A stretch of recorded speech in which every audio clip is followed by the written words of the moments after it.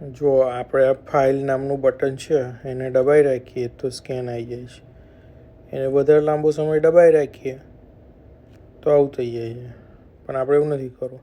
આપણે થોડુંક દબાઈને પકડી રાખવાનું, પછી છોડી દેવાનું, એટલે સ્કેન ડોક્યુમેન્ટ દબાવશો એટલે તરત જ તમારું સ્કેનિંગ શરૂ થઈ જશે.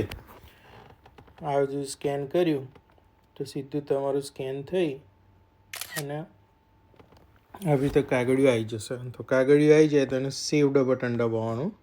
સેવ બટન દબાવીને તમારે લખી દેવાનું કે ભાઈ શું છે એમ.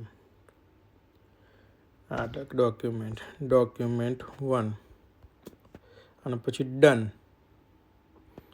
દબાવો એટલે અહીંયા સેવ થઈ ગયું. હવે તમારા હંમેશા જ્યારે આ ખોલશો ફાઇલનું બટન એક જ વાર દબાવશો તો આવું ખુલશે ફાઇલ આવું. તો એની ઉપર લેફ્ટ સાઈડ પર ઉપર જુઓ છો તો બ્રાઉઝ લખ્યું છે. લેફ્ટ ટોપ પર બ્રાઉઝ લખ્યું છે. એટલે અલગ અલગ આ બધા ફોલ્ડર છે. ડેસ્કટોપ ફોલ્ડર, પછી ડોક્યુમેન્ટ, ડાઉનલોડ, એ બધા ફોલ્ડર છે. તો આપણે બ્રાઉઝ પર દબાવીશું તો પાછળ જઈશું એટલે આઈક્લાઉડ ડ્રાઈવ આવ્યું. ઓન માય આઈફોન આવ્યો. ઓન માય આઈફોન નહીં કરવાનું, આપણે આઈક્લાઉડ ડ્રાઈવ જ કરવાનું. આઈક્લાઉડ ડ્રાઈવની અંદર કોઈ બી ફોલ્ડરની અંદર મૂકવું હોય તોય મુકાય અને અહીંયા મૂકવું હોય તોય મુકાય. નવા ફોટા જો રાઈટ સાઈડ પર 3 ડોટ છે એટલે અહીંયા સ્કેન ડોક્યુમેન્ટ દબાવીશ તો અહીંયા આગળ એડ થશે ફોટો નીચે. પણ ધારો કે હું ડેસ્કટોપમાં જતો રહું અથવા ડોક્યુમેન્ટમાં જતો રહું અને પછી હું દબાવું તો ફોટો અહીંયા આગળ આ ફોલ્ડરમાં આવશે, ડોક્યુમેન્ટ નામના ફોલ્ડરમાં આવશે. હવે એમાં મેં સ્કેન નામનું ડોક્યુમેન્ટ બનાવ્યું છે ફોલ્ડર. તો એમાં હું ક્લિક કરું ને હવે હું કરું તો સ્કેનની અંદર થશે. ધારો કે અહીંયા મેં આવી રીતે ફોટો લીધો તો અહીંયા આગળ હું સેવ કરું છું તો સ્કેન ડોક્યુમેન્ટ 1. ઓકે, આ જો સ્કેનની અંદર, સ્કેન ફોલ્ડરની અંદર આવ્યું.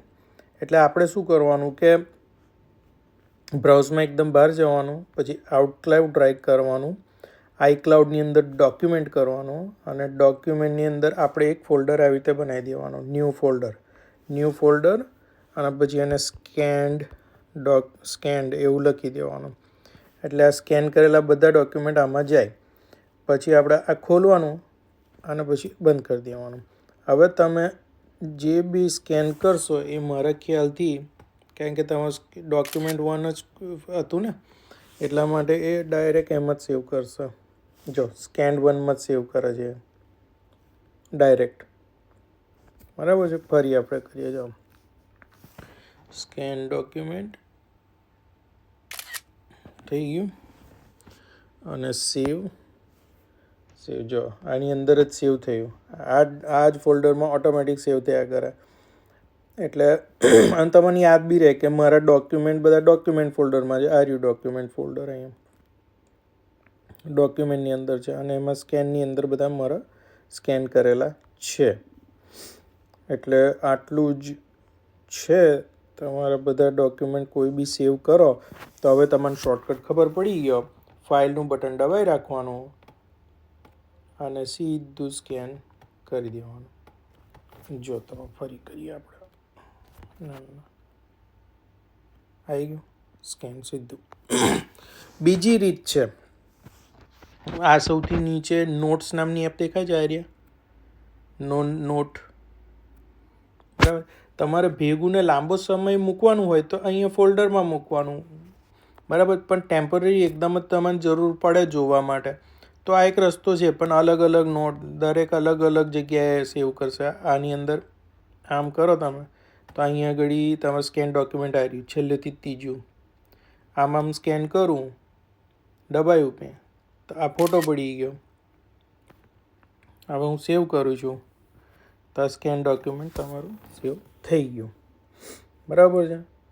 અને આમાં ઓટોમેટિક નામ બી આવી જાય. પણ તમારે નામ ચેન્જ કરવું હોય તો રીનેમ કરી અને લખવાનું સ્પાર્ક નોટ. આનું નામ મેં લખી દીધું, સેવ કરી દીધું.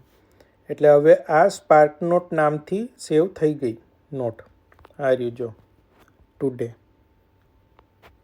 બરાબર. એટલે હવે તમે આ બે જગ્યાએ સેવ કર્યું, ફાઇલમાં અથવા આની અંદર, બેમાંથી કોઈ બી જગ્યાએ. તો હવે તમે નીચે સ્વાઇપ કરશો અને તમે લખશો સ્પાર્ક નોટ, તો જો નોટની અંદર આવી ગયું. તમે સ્કેન કરી હતું કે ભાઈ અહીંયા ઘડી કશે સ્પાર્ક નોટ લખેલું છે, નોટની અંદર છે સ્કેન કોઈ, તો એ તમે ડાયરેક્ટ ખોલી શકો. એટલે બે રસ્તા બતાવ્યા મેં તમને.